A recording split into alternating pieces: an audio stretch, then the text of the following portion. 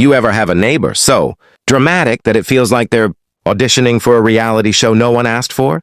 Well, buckle up, because the moment Keran stormed onto my property like she'd been appointed Sheriff of Sanitation, I knew something outrageous was about to unfold. What I didn't expect was that her little crusade would ricochet back so fast it'd make her sunglasses spin, and that it would somehow lead to her daughter taking selfies with my cows while I rolled up behind her with a manure loader. But let's start where the chaos began. It was the morning after trash day. I had just rolled my cans to the usual place by the driveway, same spot they'd sat peacefully for a decade, when I heard sharp, dramatic footsteps approaching. Not casual walking, purposeful marching, the kind of stomp someone uses when they've decided they're the main character. Keran appeared, arms crossed, lips pursed, wearing sunglasses even though the sky looked like a sad gray blanket. She cleared her throat like she was about to give a press conference. "Your trash cans," she announced, pointing at them as if identifying a serious public threat, "are an eyesore. They must be moved." I glanced at them.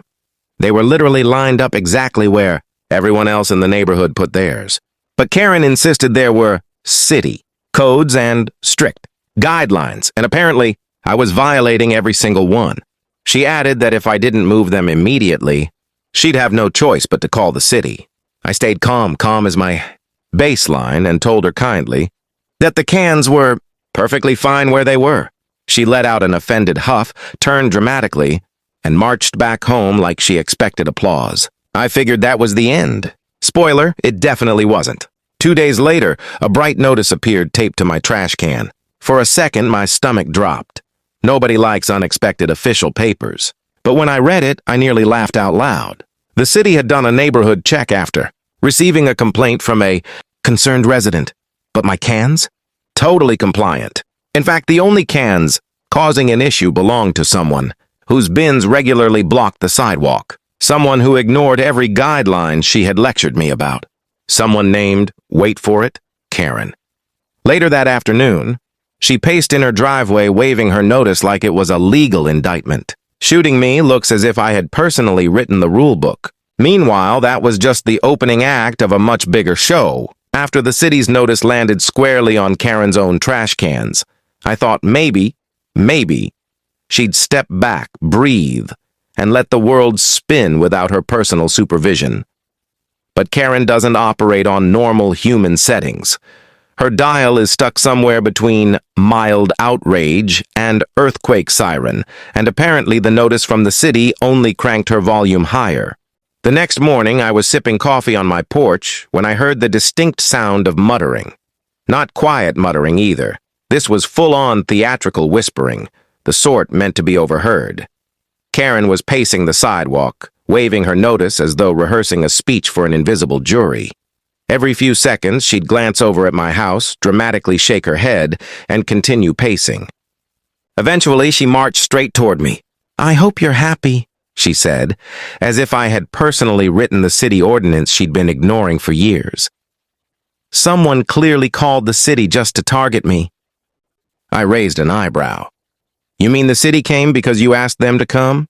She blinked. But Keran was not the type to back down simply because logic entered the room. "That's not the point," she said sharply. "If I have to move my cans, then everyone should follow the rules. And I know for a fact you've been placing yours too close to the curb." I looked over at my perfectly placed cans, identical to every neighbor's setup. "Keran, the city already confirmed mine are fine." She made a frustrated noise somewhere between a groan and a growl. "Well, the rules must have changed. I will be requesting a second inspection." At this point, I realized something important. Keran wasn't actually upset about the cans. She was upset because she had expected me to bend to her demands, and when I didn't, the universe, via official documentation, sided with me. Some people take that personally.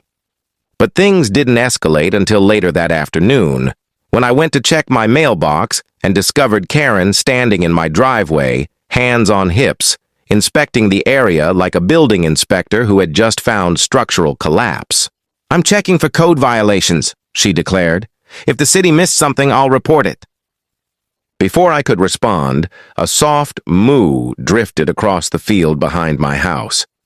I glanced over and saw my cows grazing peacefully, oblivious to the suburban melodrama.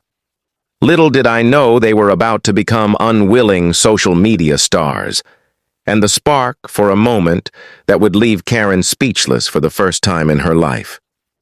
The day after Keran's sidewalk inspection tour, I spotted someone new wandering near my pasture.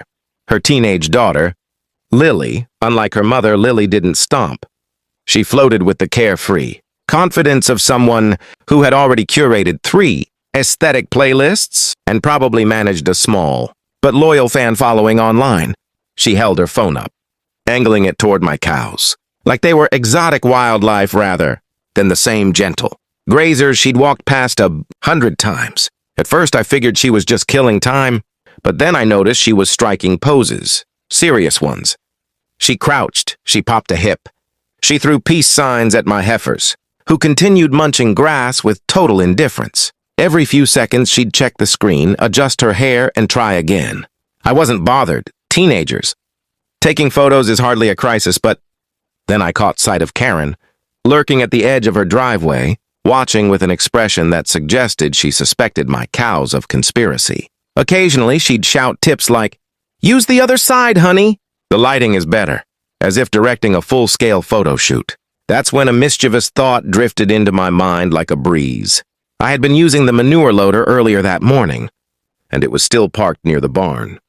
The engine was quiet, the bucket lowered, the perfect vehicle for a harmless bit of comedic timing.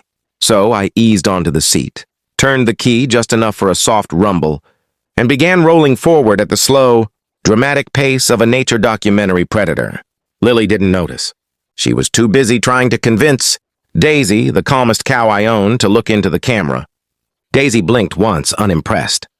Meanwhile, I aligned myself perfectly behind them, lifting the bucket ever so slightly. At the exact second Lily snapped her next selfie, I stopped the loader, gave a friendly wave, and smiled like I'd been invited to the shoot. Lily froze.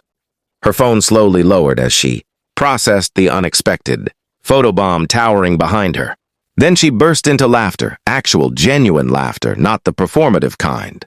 Even Daisy seemed amused, swishing her tail approvingly. Keran, however, gasped so loudly it startled a bird out of a nearby tree.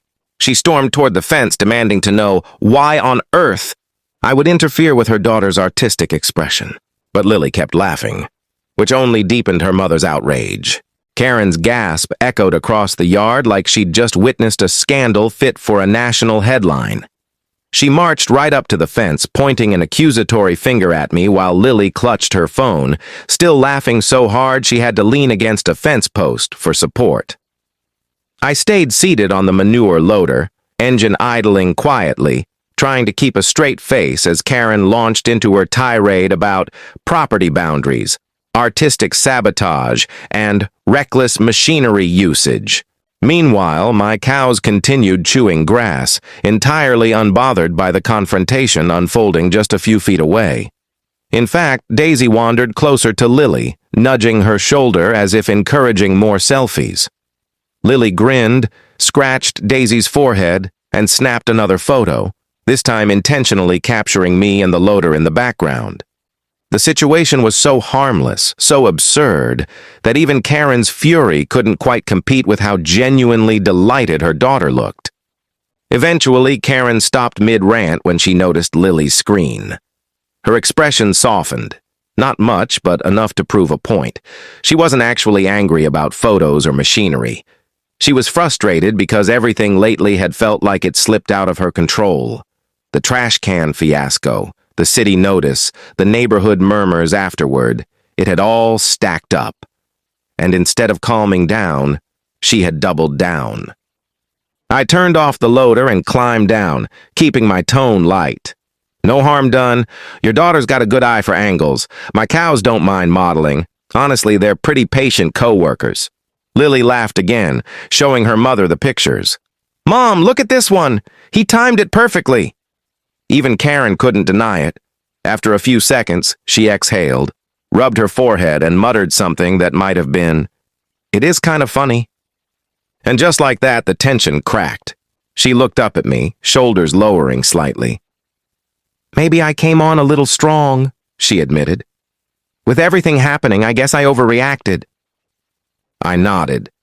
It happens. For what it's worth, the trash situation wasn't personal, but if you ever want help figuring out city guidelines, I can walk through them with you. That surprised her. She blinked, then gave a small, reluctant smile. Maybe that would help. Lily chimed in immediately. And maybe next time I can get a picture with the cows and the loader on purpose. We all laughed, even Keran, who shook her head but didn't protest. The moment wasn't dramatic or cinematic. It was simple, human, and unexpectedly warm. A truce born from cows, selfies, and one perfectly timed photobomb. Enjoying this wild neighborhood saga with trash cans, cows, and perfectly timed photobombs? Go ahead and subscribe so you don't miss more laid-back storytelling and real-life drama like this. If this episode made you laugh, hit the like button and drop a comment. What would you have done if you caught someone taking selfies with your cows?